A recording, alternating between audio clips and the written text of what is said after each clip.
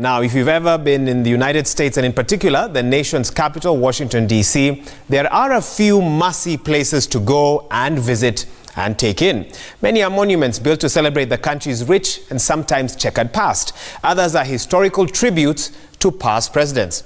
Well, our very own Jeff Koinange was recently in the nation's capital, and he brings us the sights and sounds of Washington, D.C.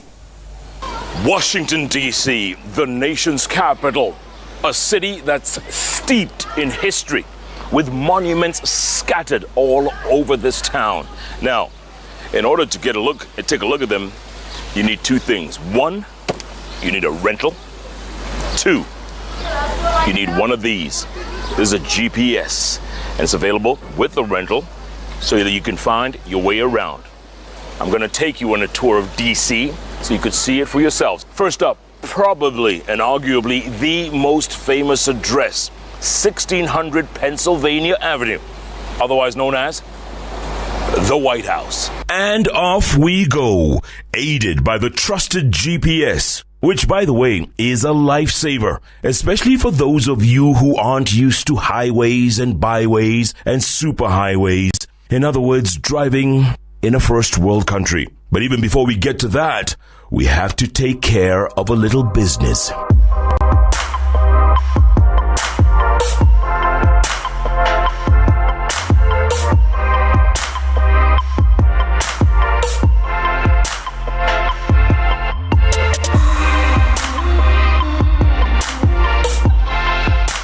Can I get $30 on pump 4, please? Okay.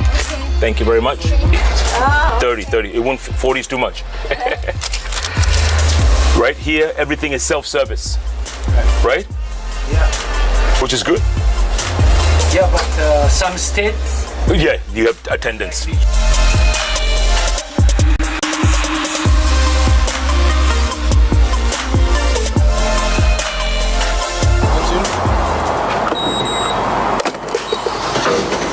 $13, $14.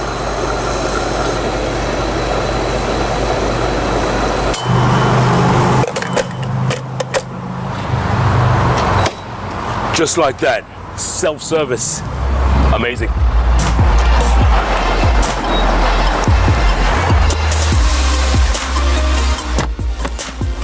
Now we're ready for our first stop, 1600 Pennsylvania Avenue, Koinange. It's about 22 miles or 35 kilometers to the capital, but there are strict speed limits. And here, it is 40 miles an hour. That's about 65 kilometers for the rest of us. Anything over that, and the ever-present cameras will detect it and flash. And if not, these guys are always on the alert. DC's finest, they call them here. Ready to pull cars like this one over and give the driver a speeding ticket.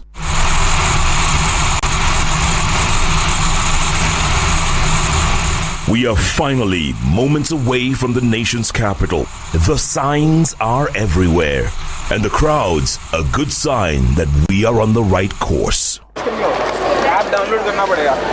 Before we get to the White House, it is almost mandatory to make this one's first stop in Washington, D.C. It is the famous Lincoln Memorial, named after one of the U.S.'s most famous presidents, Abraham Lincoln. Abraham Lincoln was president from 1861 to 1865. During one of the U.S.'s most tumultuous periods, the American Civil War, that literally split the country in two, the North versus the South, and all because of slavery, which Lincoln helped to abolish after the North won the war. And today, more than 150 years after his death, millions still come here on a daily basis to pay homage, or simply as a pilgrimage to the man credited with ending one of the world's cruelest stains. Now, there is no doubt that America's 16th president is credited for helping end the Civil War here. But there's a sad ending to his story. One day in 1865, he decided to go out and watch a play in a local theater. As he was watching it, one of the actors pulled out a gun, shot him, and killed him. That was in 1865. But the story doesn't end there. Right here on what they call the Mall is where nearly 100 years later, 1963, the Reverend Martin Luther King gave his famous I Have a Dream speech to more than 100,000 people scattered across this mall.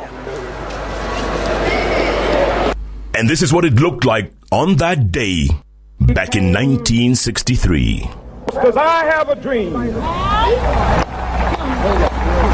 that my poor little children will one day live in a nation where they will not be judged by the color of their skin, but by the content of their character. I have a dream today. Fast forward to 2019, and we make our way across the mile. And it's amazing the amount of tourists who come here from around the world. More than 20 million a year, according to the local tourism office here.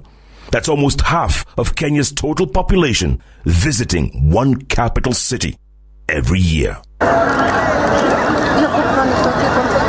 The equally famous Washington Memorial across the pond is no doubt a sight to behold. Bold, imposing, stretching thousands of feet into the sky. And then, of course, there's this building right here, where House of Representatives from across the country, as well as senators from across the country, meet. It's called Congress. It is the equivalent of our National Assembly. We keep walking and walking and walking. And just like that, we run into a parade right in the middle of the nation's capital. And on any given day here in the streets of the nation's capital, you just never know. You could find yourself in the middle of a parade like this one by the U.S. Armed Forces. And the band plays on as the soldiers continue marching to the rhythm of the drums. And just when we feel we've seen enough, right there in front of us is that universally famous address with armed guards stationed everywhere to protect this revered symbol of freedom and democracy. So after much walking around and obviously security very tight here in the nation's capital, and you can see behind me a restricted sign area, we're finally at the address we told you about. Arguably the most famous address on the planet, 1600 Pennsylvania Avenue. In other words, the White House. At 3 o'clock they shut it down. It's like this every day, they tell us. Tourists from all walks of life making their annual pilgrimage and making sure they record their presence here for posterity. More walking, more monuments, more tourists. And yes, we keep walking until we can't walk anymore. There's only so much sightseeing one can do on any given day in the nation's capital. Now, those are the kinds of sights and sounds you get to see here in the nation's capital, Washington, D.C. But there are so many more in this huge, large capital. For now, that's it for us. It's been a long day of walking, and it's been tiring as well. But I hope you enjoyed it as much as we did. Jeff Koinange, Citizen Television in Washington, D.C.